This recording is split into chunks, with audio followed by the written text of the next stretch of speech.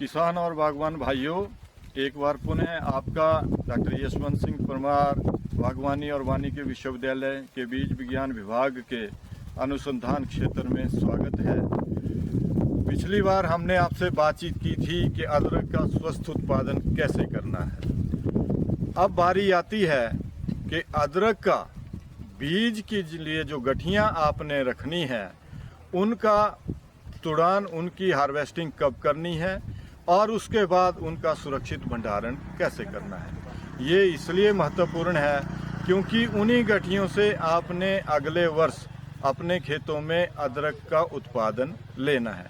और अगर गठियों का भंडारण सुरक्षित होगा, स्वस्थ होगा, बीमारी रहित होगा, तो आने वाले वर्ष में जो पैदावार है आपकी अदरक की वो कई गुना ज़्यादा बढ़ जाती है। अदरक में हमें एक बीमारी है जो सबसे अधिक नुकसान करती है और वो है गट्ठी सड़न रोग। और वो गट्ठी सड़न रोग या तो मिट्टी से आएगा या फिर अगर हम गठियों का सुरक्षित भंडारण नहीं करेंगे तो वहाँ पर भी उसके आने की संभावना रहती है। अभी आप देख सकते हैं हमारे इस खेत में गठियों का हम जो है वो उसको निकाल रहे हैं खेत से, और जो निकालने की कसौटी है, जो पैमाना है, वो आप देख सकते हैं कि अब कुछ ही पत्ते अदरक के ऊपरी भाग में हरे रह गए हैं, बाकी सूखने शुरू हो गए हैं। या मैं ऐसा कहूँ कि आप अदरक को पाला पड़ने से पहले निश्चित रूप से निकाल दें। नौनी के क्षेत्र में पिछले 1-2 दिनों से पाला पड़ना शुरू हुआ है और आप शुरुआती देख भी सकते हैं कि किस तरह से थोड़ा सा नुकसान हमारे ऊपरी भाग को होने लगा है। और अगर हम 1 सप्ताह तक इस अदरक को नहीं निकालते हैं तो वो पाले का नुकसान ऊपरी भाग से होता हुआ गठियों तक पहुंच जाएगा और गठियों को बीमारियों की संभावना बढ़ जाएगी। इसलिए इस समय आप गठियां निकाल सकते हैं। आप देख सकते हैं एक हमने गट्ठी पीछे लगाई थी और ये पूरी तरह से अब तैयार हो चुकी है, भंडारण के लिए बिल्कुल तैयार है। तो इसको अब हम निकालेंगे। इसके बाद बड़ी सावधानी से हमने इन डंठलों को इन गठियों से अलग करना है। इस तरीके से करना है कि गठियों के ऊपर कोई नुकसान ना हो, नहीं तो वहाँ से भी बीमारी लगने की जो है वो संभावना बढ़ जाती है। इन गठियों को निकाल लेंगे और उसके बाद लगभग 1 दिन तक इनको कहीं छायादार जगह पे इनको डंठलों से किनारे करके सुखा लेंगे। सुखाने के बाद अगला जो हमारा चरण है वो गठियों के उपचार का है, क्योंकि ये बीमारी बहुत बड़ी समस्या है। अक्सर किसान हमें बताते हैं कि अगर वो उस बीमारी का समाधान हम नहीं करते हैं तो कई बार पूरा का पूरा अदरक जो हम भंडारण खातियों में करते हैं और जब हम निकालते हैं अगले वर्ष उसको अप्रैल में, तो देखते हैं कि उस गट्ठी सड़न रोग से, जिसको हम राइजोम रॉट कहते हैं, वो गठियाँ पूरी तरह से ग्रसित हो चुकी होती हैं और किसान को बहुत बड़ा नुकसान होता है। इसलिए अगले चरण में अब मैं आपको बताऊंगा कि उपचार कैसे करना है गठियों का और कैसी विधि से करना है। तो आप देख सकते हैं कि हमने 50-50 लीटर के 2 टब पानी उनमें ले रखा हुआ है और अब हम उचित मात्रा में, जो मैंने आपको फफूंदीनाशक पहले बताए थे कि मैंकोजेब और कार्बेंडेजिम, उनको हम डालेंगे। 125 ग्राम मात्रा जो है वो मैंकोजेब की है, उसको हम मिलाएंगे और उसके उपरांत 50 ग्राम कार्बेंडेजिम। ये मैं पुनः दोहराना चाहता हूँ कि ये जो फफूंदीनाशक हैं ये लगभग अब इस वर्ष या अगले वर्ष तक ही चलेंगे। इसके बाद पर्यावरण मित्र कृषि पद्धतियों में जो केमिकल प्रयोग में आने वाले हैं उसके द्वारा हम उपचार करने की विधियां आपको देंगे। तो अच्छे से हम इस घोल को पहले तैयार कर लेंगे। जैसे ही ये घोल तैयार हो जाएगा तो उसके बाद अब इसके लिए मात्रा 50 किलो अदरक की है, क्योंकि ये 50 लीटर पानी है। तो फिर हम अदरक को इसमें डालना शुरू करेंगे।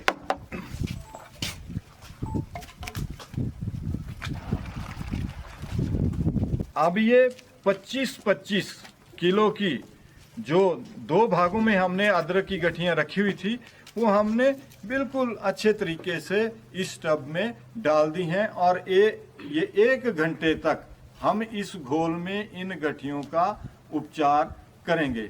एक घंटे के बाद हम इनको निकाल देंगे। सावधानी यहाँ पर यह रहेगी कि 1 घंटे से ज़्यादा उपचार नहीं करना है। कई बार किसान किसी दूसरे काम की ओर भी ध्यान दे देते हैं कि मैंने गठियाँ डाल दी हैं, मैं आऊँगा, कहीं 2 घंटे के बाद आए या कहीं 25 मिनट में ही करके चले गए। तो निश्चित रूप से 1 घंटे के लिए आपने उपचार करना है और उसके बाद इन गठियों को यहाँ से निकाल देना है 1 घंटे के बाद, और फिर 48 घंटे के लिए छाया में सुखाना है, ताकि जो अतिरिक्त नमी गठियों में इस समय गठियों के अंदर जाएगी वो पूरी तरह से बाहर निकल जाएगी। नहीं तो नमी भी गठी सड़न रोग का कारण बनती है।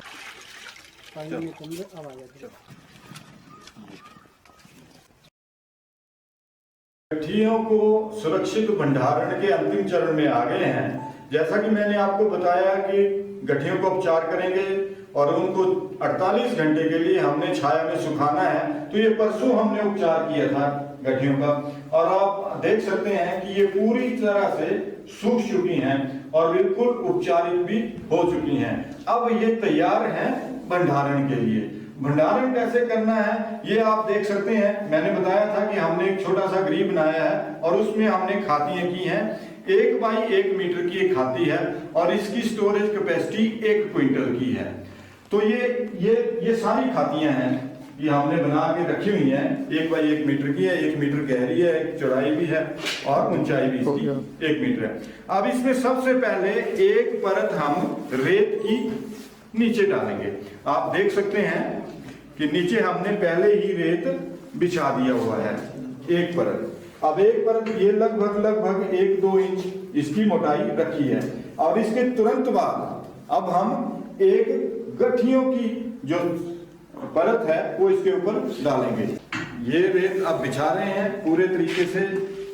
ये चारों ओर किनारों पर बिल्कुल रेत, ये बहुत सावधानी है कि किनारों पे जरूर थोड़ा सा चाहे अधिक मोटी परत रेत की हो जाए, क्योंकि रेत का क्या लाभ होगा, अगर कहीं से अतिरिक्त नमी खातियों के अंदर आ रही है तो रेत उसको सोख लेगा, वो गठियों तक नहीं पहुंचने देगा।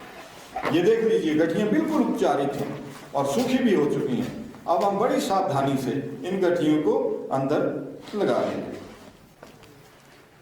गठी से गठी एक के ऊपर एक भी नहीं रखनी है, बड़े आराम से पूरी खाती में अच्छे से स्प्रेड कर देनी है। अगर एक के ऊपर एक रखेंगे, कहीं अतिरिक्त नमी अगर किसी गठी से पैदा होगी तो फिर दोबारा नमी जो है वो बढ़ जाएगी। अब पुनः एक रेत की परत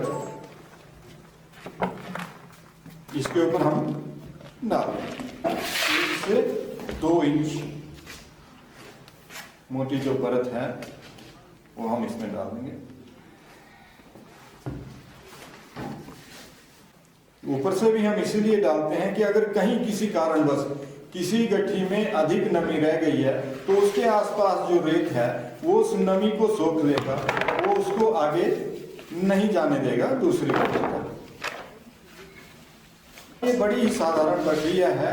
किसान अपने स्तर पर मिट्टी में तो और भी अधिक अच्छे इसके जो है उपचार के प्रभाव आए हैं। बहुत ही सुरक्षित गठियों का भंडारण रहता है, लेकिन उसके ऊपर अगर बरसात पड़ती है तो उसका किसान को कोई ना कोई इंतजाम करना होगा।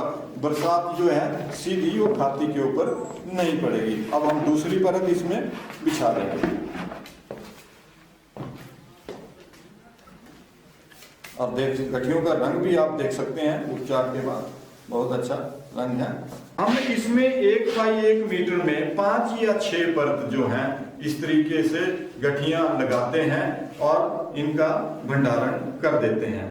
इसके तुरंत बाद जो है हम इसको पूरी तरह से ढक देंगे और प्रयास करेंगे कि एयर टाइट हो, लेकिन थोड़ी सी हवा जो है बाहर की अंदर और अंदर की बाहर आने का। तो इसमें आप देख सकते हैं अभी स्कोप है कि अंदर की हवा बाहर और बाहर की हवा अंदर जा रही है। जो बाहर किसान भाई अपनी खातियां करते हैं मिट्टी में, वो लकड़ी के तख्तों का प्रयोग करें और उसको भी फिर गोबर से लीप दें चारों तरफ से। एक तख्ते में कहीं छोटा सा छिद्र करके उसमें प्लास्टिक की पाइप फंसा सकते हैं, जिससे कि बाहर की हवा अंदर और अंदर की हवा बाहर आती रहे। और अगर नमी भी है तो कई बार वो हवा के साथ नमी भी जो है वो बाहर की, लेकिन उस पाइप से एक बात का ध्यान रखना है कि किसी भी दृष्टि से वर्षा का पानी या कोई दूसरे माध्यम से पानी अंदर नहीं जाना चाहिए, नहीं तो सारी की सारी जो प्रक्रिया आपने इतना बड़ा प्रयास किया है ये बिल्कुल जो है वो इसका लाभ आपको नहीं मिलेगा। तो किसान और बागवान भाइयों, इस दृष्टि से अदरक की गठियों का सुरक्षित भंडारण आप कर सकते हैं और ये बीज वाली गठियां आने वाले वर्ष में, अगले वर्ष जब आप लगाएंगे तो ये स्वस्थ होंगी और रोग के बिना होंगी और आपको आपके खेतों पर अधिक पैदावार देंगी। किसान और बागवान भाइयों, डॉक्टर यशवंत सिंह परमार बागवानी और वानिकी विश्वविद्यालय के बीज विज्ञान विभाग से हम आपको समय समय पर अगर किसान ने अपने स्तर पर विभिन्न फसलों का बीज तैयार करना है या फलदार पौधों की पौध तैयार करनी है तो इसकी जानकारी हम समय समय पर देते रहते हैं। फिर भी अगर आपको लगता है कि आपको और अधिक जानकारी की आवश्यकता है तो आप हमारे विश्वविद्यालय के विस्तार शिक्षा निदेशालय के फ़ोन नंबर 252-426 पर कभी भी संपर्क कर सकते हैं और वो वहाँ के जो वैज्ञानिक हैं वो आपको किसी भी जो आपकी समस्या है उसके निराकरण के लिए जानकारी देंगे। आप हमारे विभाग में भी सीधे फ़ोन कर सकते हैं। बीज विज्ञान विभाग का नंबर है 252 और 323।